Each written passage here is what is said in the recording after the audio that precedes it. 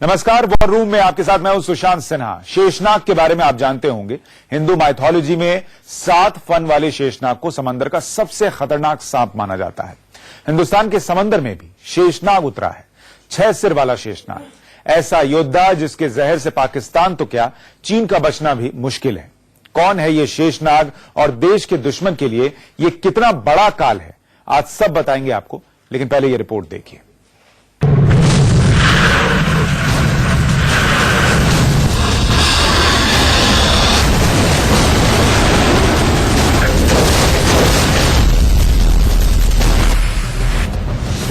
समंदर में पाकिस्तान का सर्वनाश करेगा।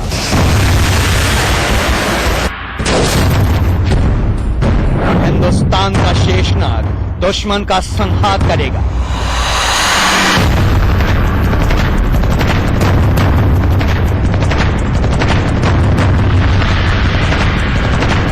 दुश्मन पाकिस्तान, देख लो हिंदुस्तान की ताकत। अब समंदर में तुम्हारी हर नापाक चाल नाकाम होगी, क्योंकि चप्पे चप्पे पर हमारे जवानों की नजर है।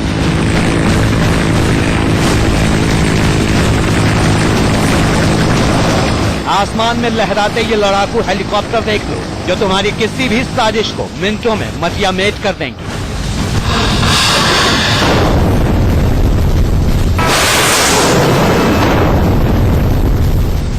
मार्कोस कमांडोज, मरीन कमांडोज, जो किसी भी आपातकाल में, अगर समंदर में कोई भी आपातकाल होता है, युद्ध जैसी स्थिति होती है या किसी तरीके से आतंकवादी हमले जैसी स्थिति होती है, तो किस तरीके से मार्कोस कमांडोज को उतारा जाता है।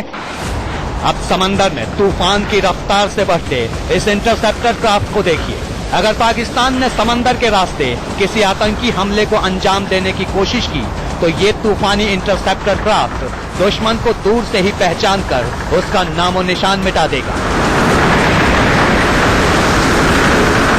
50 नॉट्स की स्पीड से, यानी कि 90 किलोमीटर प्रति घंटे की रफ्तार से ये जो बोट जो इस वक्त आपको कैमरामैन रमेश महिदा दिखा रहे हैं, वो मूव कर सकता है। इसमें स्मॉल आर्म्स है और साथ ही एलएमजी और एचएमजी लगे हुए हैं। इसमें 2 एलएमजी और 1 एचएमजी लगा हुआ है।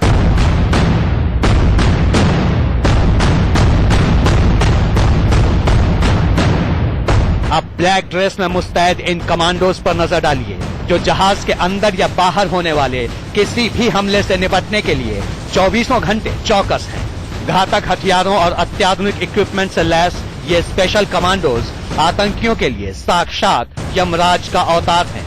दुश्मन चाहे कितना भी चालाक और ताकतवर क्यों ना हो, ये कमांडोज उन्हें ढूंढ कर दफन करने के लिए काफी हैं।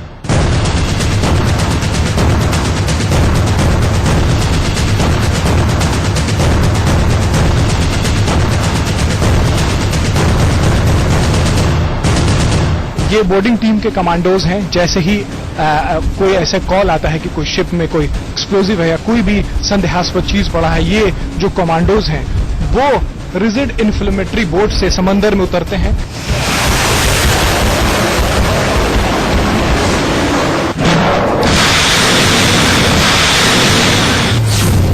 इतना ही नहीं, अगर दुश्मन मिसाइल पावर से लैस या उसके जंगी जहाजों ने नौसेना को ललकारने की जरूरत की, तो उन्हें समंदर में स्वाहा करने के लिए मिसाइलों का जखीरा भी तैयार है। ऐसी मिसाइल जो 100 किलोमीटर दूर मौजूद दुश्मन को भी समंदर में स्वाहा कर सकती है।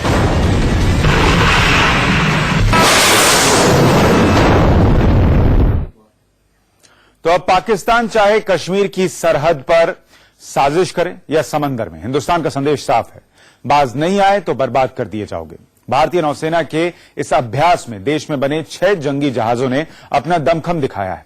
इंडिया न्यूज की टीम इस पूरे एक्सरसाइज के दौरान खुद आईएनएस कोलकाता पर मौजूद रही। आपको बताते हैं कि क्यों कहते हैं इसे दुश्मन का सबसे बड़ा काल।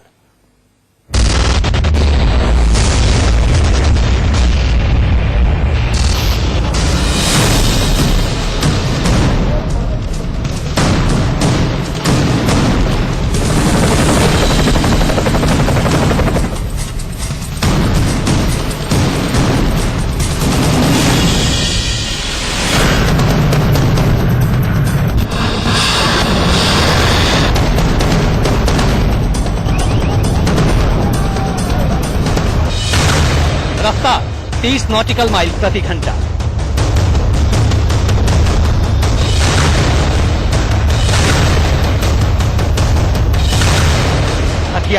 मिसाइल, रॉकेट लॉन्चर और टॉर्पीडो।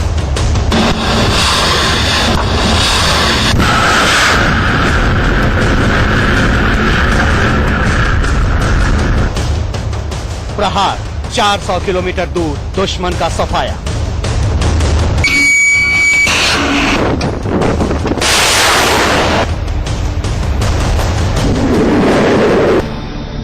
जिसने मुंबई के करीब अरब सागर में जब अपना जलवा दिखाया तो देखने वाले हैरान रह गए। सबसे पहले आपको उस युद्धपोत के बारे में बता दें जिस पर हम सवार हैं, इंडिया न्यूज की टीम सवार है, आईएनएस कोलकाता 15 अल्फा की पहली शिप है। ये कोलकाता क्लास की पहली शिप आईएनएस कोलकाता 2014 में कमीशन किया गया था। इसे भारतीय नौसेना के बेड़े में शामिल किया गया था। 7,500 टन डिस्प्लेसमेंट यानी कि इसका वजन है, 163 मीटर इसकी लंबाई है। 5 तरीके से के मिसाइल सिस्टम से ये लैस है। इसे Barak missile, surface to air यानी कि सैम मिसाइल फायर किया जा सकता है। साथ ही इसमें ब्रह्मोस मिसाइल 8 डेक है यानी कि 16 ब्रह्मोस मिसाइल इससे किसी भी वक्त जो है वो फायर किए जा सकते हैं। IRL है, इंडिजीनियस रॉकेट लॉन्चर्स जो सबमरीन को टारगेट करने के लिए होता है। साथ ही इसके पीछे हेलो डेक पे अगर हम जाएंगे तो टॉर्पीडोज लगे हैं। साथ ही इस पे जो जंगी हेलीकॉप्टर्स हैं वो भी उतर सकते हैं। तो तमाम युद्धपोत इस तमाम सुविधाएं, आधुनिक सुविधाओं से लैस है, तमाम आधुनिक हथियारों से लैस है ये जहाज युद्धपोत। और इसमें 3 से 4 तरीके के रडार जो हैं वो लगे हुए हैं। इसमें गार्पून रडार लगा हुआ है, MF स्टार रडार लगा हुआ है। तो हर तरीके से इसे लैस किया गया कि अगर दुश्मन से सामना होता है तो दुश्मन को किस तरीके से नाको चने चबवाने हैं वो सारे हथियार इसमें लैस किए गए हैं। कई खूबियों से लैस आईएनएस कोलकाता मुंबई के मझगांव डॉकयार्ड में बनाया गया है, यानी ये पूरी तरह स्वदेशी है। पर इसकी रफ्तार और मारक क्षमता इसे दुनिया के बेहतरीन जंगी जहाजों के मुकाबले खड़ा करती है।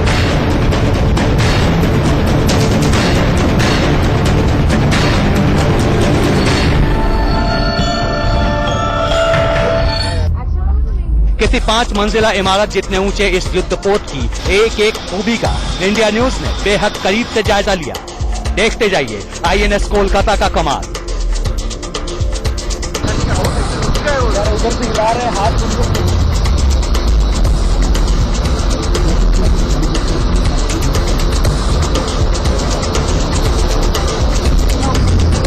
देखिए आईएनएस कोलकाता के साथ समंदर में कदम ताल करता ये हिंदुस्तान का एक और जहाज आईएनएस आदित्य। अब जानिए ये जहाज आईएनएस कोलकाता के साथ क्यों तैर रहा है। कोलकाता के ठीक बगल में जो जहाज आपको इस वक्त कैमरामैन रमेश महिदा दिखा रहे हैं ये आईएनएस आदित्य है। ये फ्यूल टैंकर है, समंदर में आप हैं, बीच समंदर में है और जहाज को अगर रिफ्यूलिंग की जरूरत होती है, अगर जहाज को फ्यूल की जरूरत होती है तो ये आईएनएस आदित्य जैसे फ्यूल टैंकर जो हैं वो यहां पहुंचते हैं और फ्यूल करते हैं।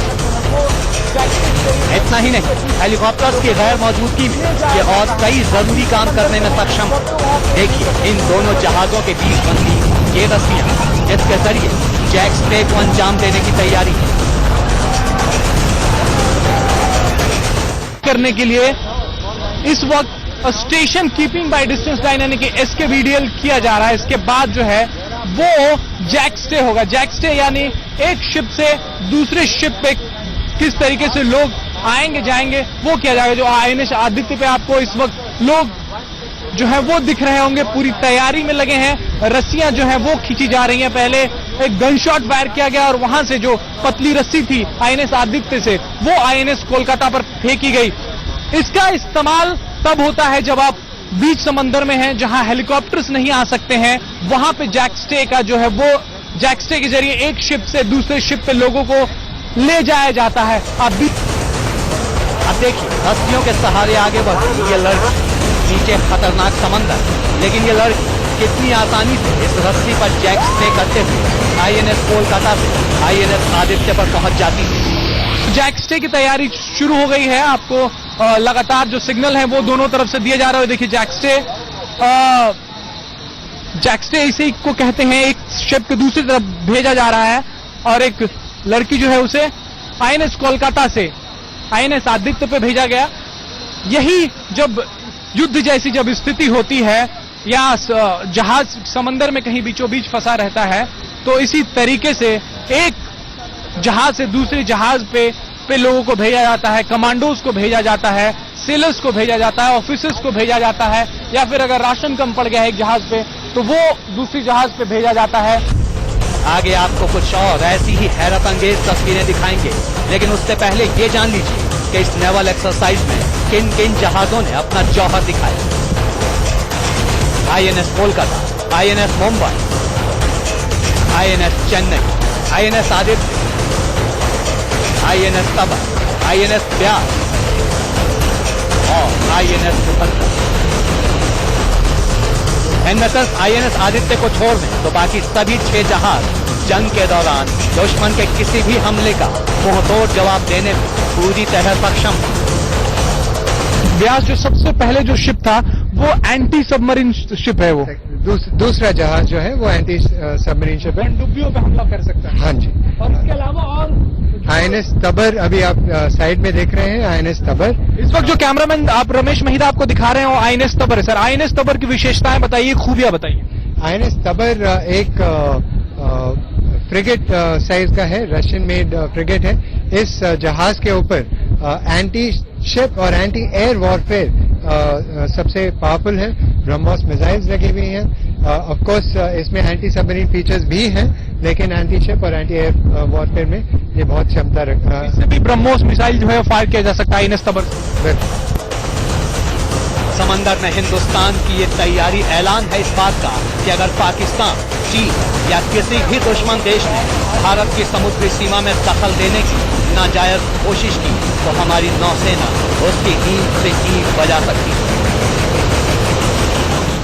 ये एक चुनौती है, लेकिन मैं ये भरोसा दिलाना चाहता हूं कि मिलकर हम इस चुनौती का पूरी तरह से सामना कर पाएंगे। शुक्रिया सर, इंडिया न्यूज से बात करने के लिए। आरबी पंडित रियर एडमिरल बता रहे थे कि पूरी तरीके से नौसेना जो है वो तैयार है। ऐसे किसी भी चुनौती जो 2008 में हम झेल चुके हैं, ऐसे किसी भी चुनौती से लोहा लेने के लिए नौसेना पूरी तरीके से तैयार है। कैमरामैन रमेश महिदा के साथ Rajesh Kumar, India news, INS Kolkata. War room में हम एक छोटे से ब्रेक ले रुक रहे हैं, जल्द लौट रहे हैं।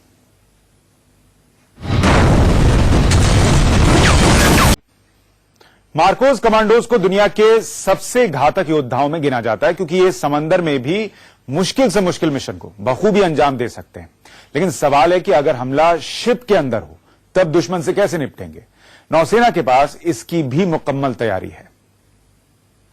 जिन कमांडोज को इस वक्त आप आईएनएस कोलकाता पे देख रहे हैं, ये बोर्डिंग टीम इन्हें कहते हैं, और एंटी पायरेसी मिशन के लिए इन कमांडोज का जो है वो इस्तेमाल होता है। देखिए इस तरफ, अगर मैं कैमरामैन से कहूं कि इस तरफ दिखाएं वो किस तरीके से पोजीशन किए हुए हैं। ये बोर्डिंग टीम के कमांडोज हैं। जैसे ही कोई ऐसे कॉल आता है कि कोई शिप में कोई एक्सप्लोजिव है या कोई भी संदेहास्पद चीज पड़ा है, ये जो कमांडोज हैं वो रिजिड इन्फ्लेमेटरी बोट से समंदर में उतरते हैं। उसके बाद उस शिप के करीब में जाते हैं, उस जहाज के करीब में जाते हैं जहां पे कोई भी संदेहास्पद चीज पड़ा हुआ है, या फिर एंटी पायरेसी मिशन को अगर अंजाम देना है तो ये कमांडोज जो हैं वो समंदर में उतर के रिजिड इन्फ्लेमेटरी बोट्स, एक रिजिड इन्फ्लेमेटरी बोट पे 14 लोग सवार होते हैं और दूसरा एक बोट जो उसे कवर देता है उस पे कम से कम 6 लोग सवार होते हैं, यानी कि 20 लोग रिजिड इन्फ्लेमेटरी बोट से समंदर में उतरते हैं और एंटी पायरेसी मिशन को या फिर कोई भी ऐसी शिप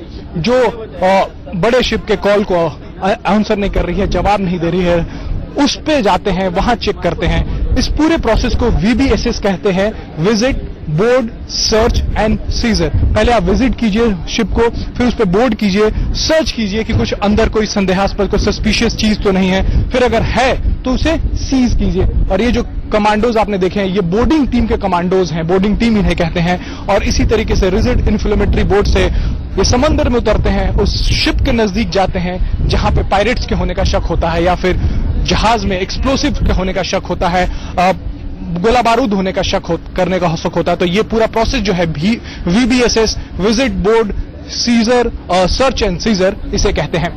कैमरा रमेश महिदा के साथ Rajesh Kumar, India news, INS Kolkata. War room में मेरे साथ इतना ही, लेकिन इंडिया न्यूज पर खबरें जारी हैं, बने रहिए हमारे साथ।